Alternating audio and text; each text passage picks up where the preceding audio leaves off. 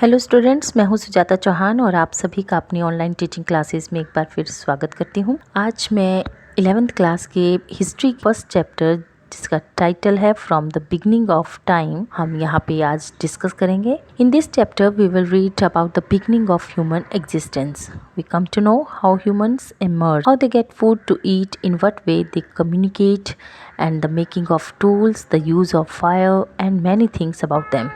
Okay? Let's start. Let's start from the very beginning. 5.6 million years ago, the first human-like creature appeared. Now, in this lecture, we discuss about these human-like creatures, who they are, what they are called, and how they evolved. Now, let's make a table about this evolution, or we call human existence. सबसे पहले आते हैं primates. Primates से बाद आए hominoids. Hominoids आगे चल के होमोनिड के रूप में आए। देन होमोनिड्स दो भागों में बांटे जाते हैं। They can divided into two part. First one is Australopithecus and the second one is homo. Then homo also can be divided into three parts: homo habilis, homo erectus and homo sapiens. Homo sapiens we can call them modern men. Okay, now let's discuss primates. Primates are large group of mammals. They include monkey, apes and human. अब हम discuss करेंगे इनके features. They have body hair, they have long gestation period, mammary gland, different teats and ability to maintain body temperature. Next आता है hominoids. Hominoids को आप apes की category में ले सकते हैं. They have smaller brain, quadrupeds, ये चार पैरों पे चलते थे, flexible and they didn't use tools. Next hominids के बाद होमोनिड्स आता है और होमोनिड्स आप कह सकते हैं great apes. They belong to a family known as great apes. They have large brain, upright posture means bipedal locomotion.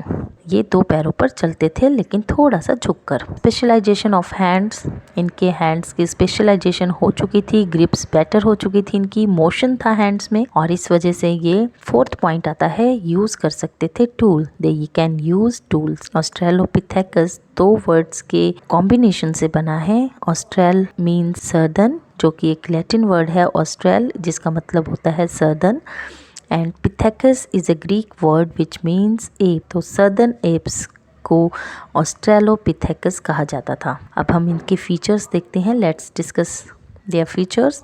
They have small brains, heavier jaw and large teeth. है होमो. होमोज को तीन कैटेगरी में फिर बांटा जाता है आगे. तो सबसे पहले हम होमो को डिस्कस करते हैं. Homo is the Latin word which means man. Okay, इनके फीचर्स देखते हैं. They have larger brain, heavier jaws and small teeth. अब होमोज को थ्री पार्ट्स में डिवाइड करा, जो मैंने आपको पहले ही के थ्रू टेबल के थ्रू समझाए. और ये तीन पार्ट्स थे: homo habilis, homo erectus and homo sapiens. Homo habilis means जो टूल यूज़ कर सकते थे, टूल मेकर्स को होमो हिबियस का नाम दे दिया. जो मैन टूल बनाने लगे थे उस समय उनको होमो हिबियंस कहा जाता था. होमो इरेक्टस जो द अपराइट मैन, जो थोड़ा सीधा खड़ा होने लगा था, जो सीधा खड़ा होकर चलने लगा था, स्पीसीज को, उस प्रजाति को अपराइट मैन जो था उसको होमो इरेक्टस कहने लगे थे. And then Homo sapiens thinking man, जो सोचने विचारने की जिसमें शक्ति आ चुकी थी, the man who thinks, called Homo sapiens. जो मॉडर्न मैन है वो इसी से बना है. डायग्राम है वो शेयर करूंगी. ये स्कल का डायग्राम है, आपकी बुक में ये इजीली आपको मिल जाएगा.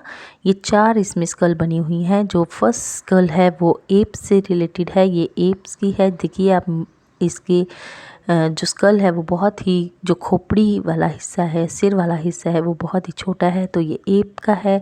देन ऑस्ट्रेलोपिथेकस, ये थोड़ा थोड़ा सा बढ़ने लगा था. फिर होमो इरेक्टस, जो मानव सीधे होकर चलने लगे थे, जो प्रजाति उसका है. ये देखिए यहाँ पे थोड़ा सा सिर बड़ा हुआ है, मानव की तरह ये शेप लेने लगा है. देन होमो सेपियंस का लास्ट जो है हमारी खोपड़ी से मिलता जुलता है. तो ये हम जिन प्रजाति से बने हैं होमो सेपियंस से, ये उनकी स्कल है. तो ये फोर स्कल्स हैं जो आपको एप जो थे, ऑस्ट्रेलोपिथेकस थे, होमो इरेक्टस थे, होमो सेपियंस थे, वो किस तरह से उनकी स्कल दिखाई देती थी. तो ये मैंने आपको ये शो किया है.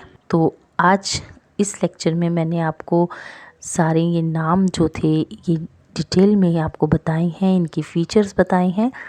नेक्स्ट लेक्चर में आपको इससे आगे कराऊंगी। तो उम्मीद करती हूँ आपको ये समझ आया होगा। थैंक्स।